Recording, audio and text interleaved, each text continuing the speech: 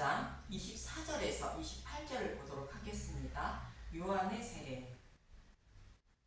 세례 요한이 엘리야이며 선지자가 맞느냐는 질문에 아니라 라고 대답한 것은 유대인들이 기다리고 있던 엘리야와 선지자가 아니기 때문입니다. 유대인들은 자신들을 식민 지배하고 있는 로마를 물리치고 해방시켜줄 육적인 엘리야와 선지자를 기다리고 있었는데, 성경은 모세와 같은 선지자가 와서 유월절 양의 죽음으로 이스라엘 백성을 출애굽시킨 것처럼 십자가 대속의 죽음으로 사탄의 노예로 있는 자신의 백성을 구원하신다고 말씀하고 있고, 또 바알과 아세라를 섬기고 있던 이스라엘 백성들에게 엘리야 선지자를 보내어 갈멜산 전투를 통하여 백성들의 마음을 여호와께로 돌이키게 하신 것처럼, 하나님의 뜻을 알지 못해 하나님을 우상처럼 섬기는 자들의 마음을 돌이켜 예수님을 영접하게 하기 위하여 엘리야를 보낸다고 약속하신 것입니다. 그래서 성경에서 말씀하고 있는 엘리야는 세례 요한을 말하며 모세와 같은 선지자는 예수님을 말합니다. 이 말씀에 이어서 오늘 본문에서는 예수님이 우리의 대제사장으로 오신 분임을 증거하고 있습니다. 그럼 본문 24절부터 25절을 보겠습니다. 요한복음 1장 24절, 그들은 바리새인들이 보낸 자라. 또 물어 이르되 내가 만일 그리스도도 아니요 엘리야도 아니요 그 선지자도 아닐진데 어찌하여 세례를 베푸느냐. 엘리야도 아니요 선지자도 아닌데 어찌하여 세례를 베푸냐고 묻고 있습니다. 세례 요한이 물로 세례를 베푸는 이유를 본문 31절에 이렇게 말합니다. 요한복음 1장 31절, 나도 그를 알지 못하였으나 내가 와서 물로 세례를 베푸는 것은 그를 이스라엘에 나타내려 함이라 하니라. 요한이 물로 세례를 베푸는 이유는 이스라엘 백성에게 예수님이 약속하신 메시아임을 알게 하려고 세례를 베풀고 있다는 것입니다. 이 말씀은 예수님이 우리의 대제사장으로 오셨음을 알려주고 있는 것입니다. 물로 세례를 베푸는 모습을 말씀하고 있는 출애굽기 29장 1절에서 4절을 먼저 보겠습니다. 레위기 8장에서도 동일합니다. 출애굽기 29장 1절, 제사장 직분 위임. 내가 그들에게 나를 섬길 제사장 직분을 위임하여 그들을 거룩하게 할 일은 이러하니 곧 어린 숫소 하나와 흠없는 순양 둘을 택하고 무교건과 기름 섞인 무교 가자와 기름 바른 무교 전병을 모두 고운 밀가루로 만들고 그것들을 한 광주리에 담고 그것을 광주리에 담은 채 그 송아지와 두 양과 함께 가져오라. 제사장 위임식을 위한 준비를 하는 모습으로 어린 수소는 10절에서 14절의 말씀대로 속죄 제물로 드려지게 되는데, 아론이 땅의 제사장이므로 죄사함을 받기 위한 것으로 속죄물 대신 예수님을 상징하고 있습니다. 흠없는 순양 둘은 15절 이하의 말씀처럼 번제를 드리기 위한 양으로 자신의 백성을 구원하시기 위하여 번제물 대신으로 자원하신 예수님을 말하고, 고운 가루로 만든 무역전병은 소제를 드리는 모습으로 예수님이 고난과 고통을 받으시며 십자가에서 죽으시는 모습을 말합니다. 그리고 제사장은 번제물 되시며 소제물 대신 예수님이 고난과 고통을 받으시며 죽으시고 부활하심으로 모든 죄를 사함받게 되었다는 것을 곧 복음을 깨닫고 백성에게 전하며 생명으로 인도해야 하는 임무를 가진 자임을 위임식의 제물을 통하여 말씀하고 있는 것입니다. 이 말씀을 이어지는 출애굽기 29장 10절 이하의 말씀을 통하여 말씀하고 있는 것입니다. 이런 임무를 가진 아론과 그의 아들들을 제사장으로 세우기 위하여 모세는 본문 4절의 말씀과 같은 일을 하게 됩니다. 출애굽기 29장 4절, 너는 아론과 그의 아들들을 회막문으로 데려다가 물로 씻기고. 요한이 예수님께 물로 세례를 베푸는 것처럼 모세는 아론과 그의 아들들을 물로 씻기고 제사장으로 세워 백성들을 생명으로 인도하게 한 것입니다. 이 모습처럼 요한이 물로 예수님께 세례를 베푸는 것은 예수님이 우리를 생명으로 인도하실 대제사장임을 전하고 있는 것입니다. 구약에서의 대제사장과 제사장은 장차 오실 예수님이 자신의 백성의 죄를 어떻게 사하여 주실 것인지를 모형으로 임무를 수행한 자입니다. 이 말씀을 하고 있는 히브리서 7장 27절부터 8장 12절을 보면 히브리서 7장 27절 그는 저 대사장들이 먼저 자기 죄를 위하고 다음에 백성의 죄를 위하여 날마다 제사 드리는 것과 같이 할 필요가 없으니 이는 그가 단번에 자기를 드려 이루셨음이라.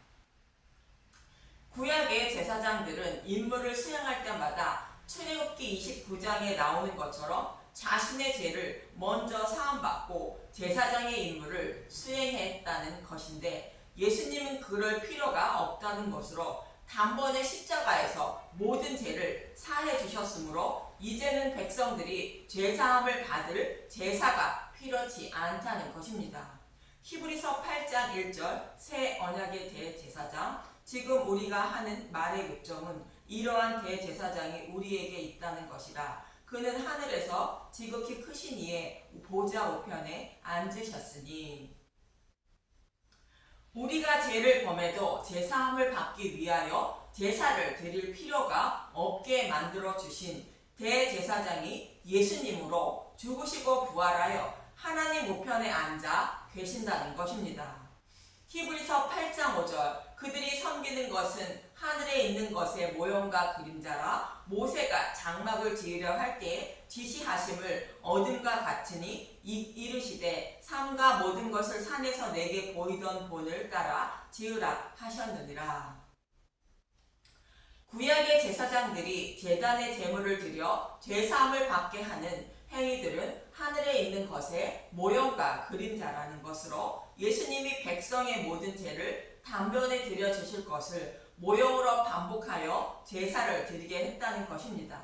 이러한 예수님의 십자가는 성막보다 더 좋은 약속으로 세워진 것이라 6절은 말합니다. 히브리서 8장 6절 그러나 이제 그는 더 아름다운 직분을 얻으셨으니 그는 더 좋은 약속으로 세우신 더 좋은 언약의 중보자시라. 저 첫 언약이 무음하였더라면 둘째 것을 요구할 일이 없었으려니와. 저 첫 언약이 무음하였더라면 이라는 것은 죄를 범할 때마다 제물을 드려 모든 죄를 사함받을 수 있었다면 이라는 뜻으로 그렇지 못하다는 것입니다. 그래서 새 언약을 맺으셨다고 말씀하시는 것으로 예레미야 31장 31절 이하의 말씀을 인용하여 이어지는 8절부터 말하고 있는 것입니다. 히브리서 8장 8절 그들의 잘못을 지적하여 말씀하시되 주께서 이르시되 볼지어다 날이 이르려니 내가 이스라엘 집과 유다 집과 더불어 새 언약을 맺으리라. 새 언약의 말씀은 신명기 29장 이하의 모압에서 세운 언약의 말씀을 말씀하고 있는 것으로 마음의 할례를 베풀어 주셔서 하나님 백성으로 삼아 주신다는 말씀이며 예레미야 31장의 새 언약의 말씀으로 이를 반복하여 다른 모형으로 말씀하고 있는 것입니다. 히브리서 8장 9절 또 주께서 이르시기를 이 언약은 내가 그들의 열조의 손을 잡고 애굽 땅에서 인도하여 내던 날에 그들과 맺은 언약과 같지 아니하도다. 그들은 내 언약 안에 머물러 있지 아니하므로 내가 그들을 돌보지 아니하였노라. 신의 산에서 율법을 주시고 이것을 온전히 지키면 하나님 백성이 된다고 약속했는데 그것은 지킬 수 없는 흠이 있는 것이라는 뜻으로 이스라엘 백성들이 바벨론 포로에 끌려갔다는 것입니다.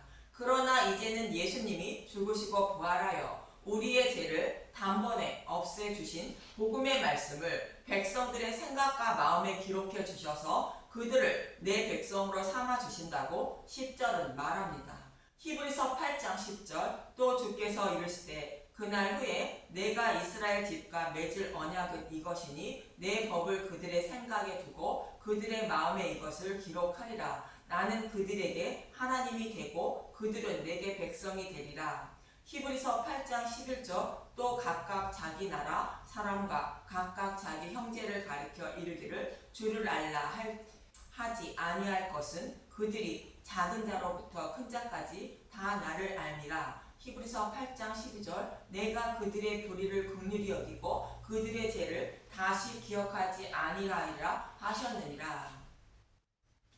복음의 말씀을 우리 마음에 기록해 주시는 것은 예수님의 살과 피인 곧 복음의 말씀을 전파하여 보고 듣게 하시고 성령님을 보내주셔서 깨달아 믿게 곧 마음에 기록해 주고 마음의 할례를 하게 만들어 주심으로 믿음의 백성이 되어 하나님의 아들이 되는 것입니다.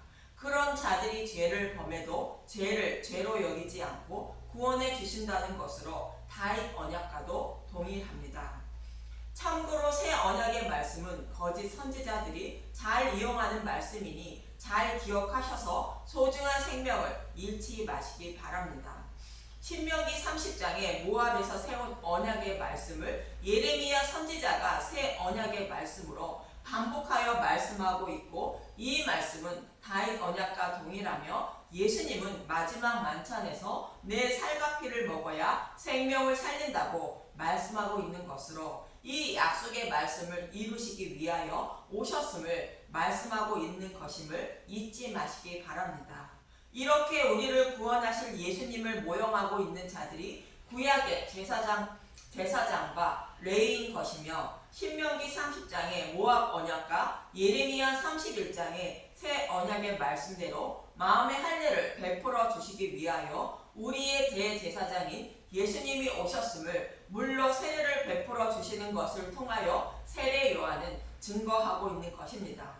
그런데 이들이 세례 요한에게 와서 내가 엘리야냐 선지자냐 물로 세례를 주는 이유가 뭐냐고 묻고 있다고 성경은 말씀하고 있는 것으로 하나님의 뜻을 모르는 자들이라는 것이며 구약의 제사장들이 모형하고 있는 실체이신 예수님이 오셔서 우리의 모든 죄를 사하여 주시고 하나님 나라로 인도하시기 위하여 오신 분이 우리의 대제사장인 예수님이라 세례 요한은 외치고 있는 것입니다.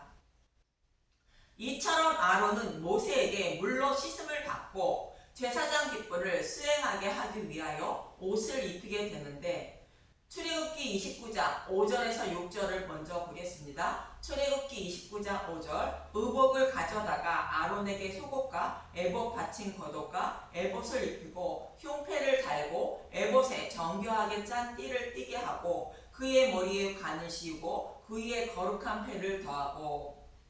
아론의 머리에 관을 씌우고 거룩한 패를 더하는 것은 과시관을 쓰신 예수님에 대하여 말씀드릴 때에 말씀드렸고 제사장이 입어야 할 옷을 입고 에봇을 띠게 되는데 에봇에는 무엇이 있는지 출애굽기 28장 8절부터 보겠습니다. 출애굽기 28장 8절. 에봇 위에 매는 띠는 에봇 짜는 법으로 금실과 청색 자색 홍색 실과 가늘게 꼰 배실로 에봇에 정교하게 붙여 짤지며 호마노 2개를 가져다가 그 위에 이스라엘 아들들의 이름을 새기되 그들의 나이대로 6 이름을 한 보석에 나머지 6 이름은 다른 보석에 새기라.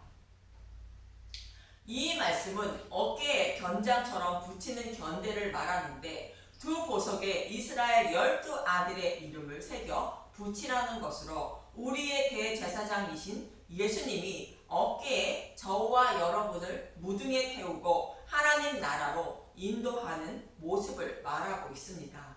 또 출애굽기 28장 15절부터 21절과 29절을 보겠습니다. 출애굽기 28장 15절. 판결 흉패. 너는 판결 흉패를 에봇 짜는 방법으로 금실과 청색 자색 홍색 실과 가늘게 꼰 배실로 정교하게 짜서 만들되 길이와 너비가 한 뼘씩 2겹으로 네모 반듯하게 하고 그것에 4줄로 보석을 물리되 첫 줄은 홍보석 황옥, 녹주, 옥이요. 둘째 줄은 성류석, 남보석, 홍만호요. 셋째 줄은 호박, 백만호, 자수정이요. 넷째 줄은 녹보석, 호만호, 벽옥으로 다 금태에 물리지니 이 보석들은 이스라엘 아들들의 이름대로 12이라.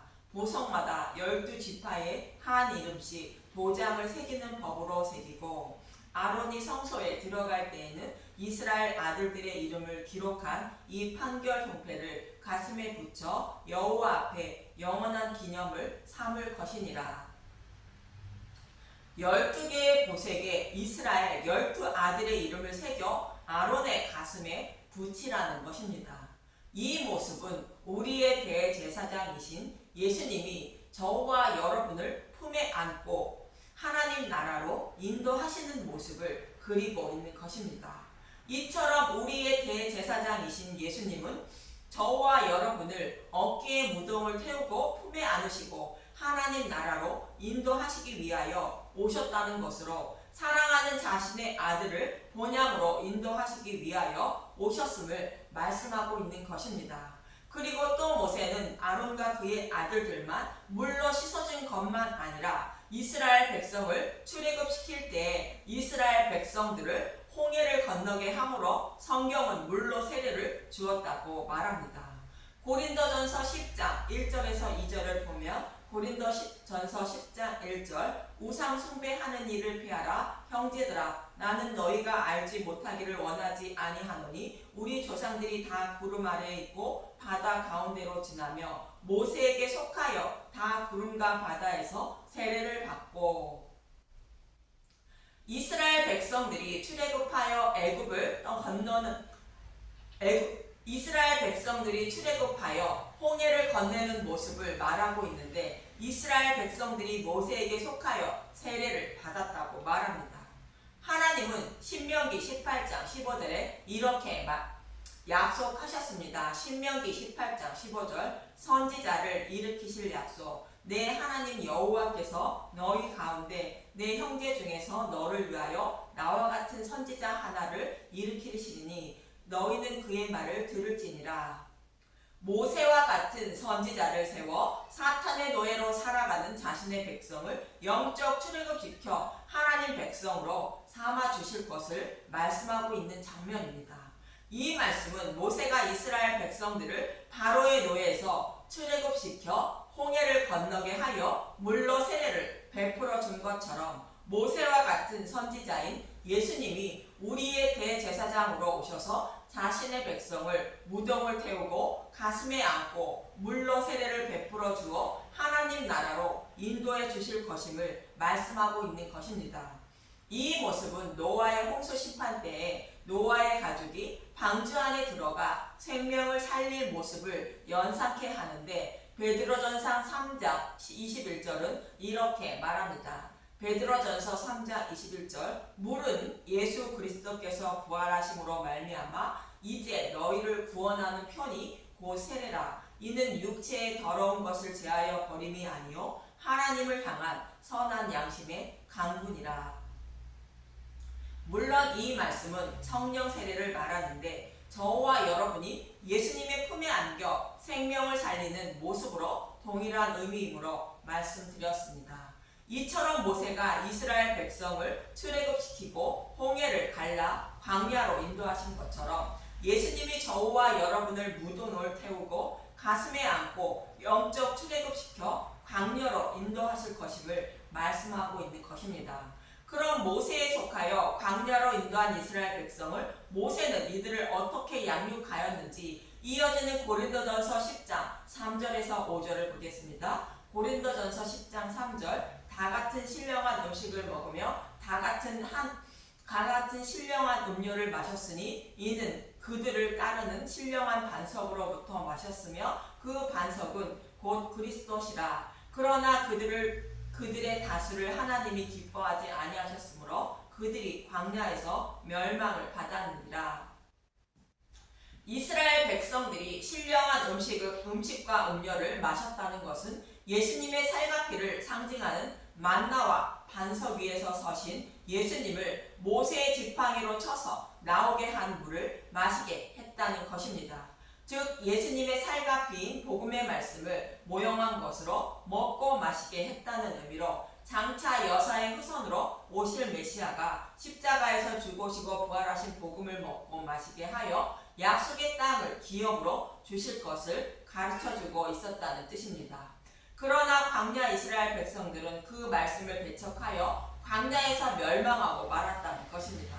그러나 우리의 대제사장인 예수님은 영적 출애굽시켜 십자가에서 죽으시고 부활하신 복음을 먹여주시고 갈증을 해결해줄 성령님을 보내주시어 복음의 말씀을 깨달아 믿게 하여 하나님 나라로 인도해 주신다는 것입니다. 그래서 광야에서 멸망하지 않고 약속의 땅을 기업으로 받게 된다는 것으로 이러한 일을 행하여 주시기 위하여 우리의 대제사장인 예수님이 오셨다고 성경은 말씀하고 있는 것입니다. 그래서 세례 요한은 모형이 아닌 실체이신 우리의 대제사장이 오셨음을 알려주기 위하여 물로 세례를 베풀고 있다고 본문 26절에서 28절은 말하고 있는 것입니다.